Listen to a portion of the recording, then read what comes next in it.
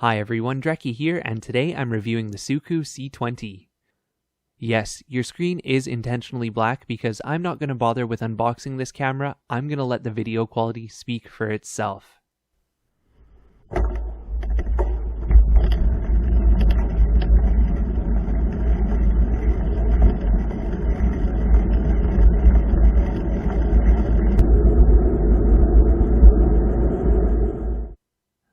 Yeah. So it turns out that the SooCoo C20 isn't just a step down from the C30. These days, this is the kind of video that I'd expect from a $15 or $20 camera, not a $40 or $50 camera. The specifications are Allwinner V3S, which as we know can only do up to 1080p at 30 frames per second. As well, it's based on a 1080p sensor called the GC2023. Alright, here's our first basic resolution test with the SooCoo C20. This is SooCoo's 1080p, 60 frames per second camera, but since it's based on the Allwinner V3S, I assume it's only going to be able to do up to 1080p at 30 frames per second, so we'll see. The problem is that this combination of image sensor and processor produces video that looks like mashed potatoes.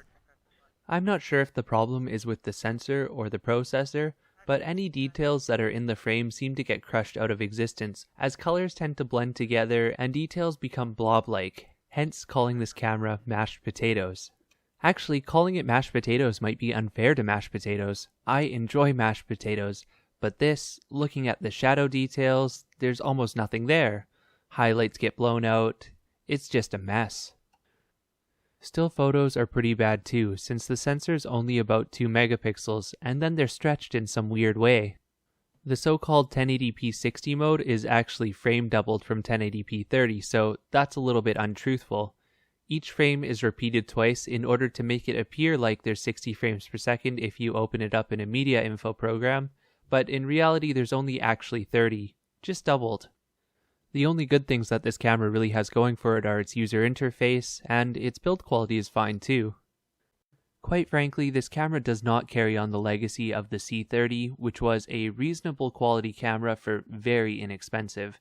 This one is overpriced for what it is, and if I was the owner of the SooCoo brand name, I would be ashamed to be carrying a product like this.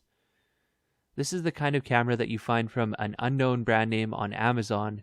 This doesn't speak to quality, this speaks to cheap Chinese junk.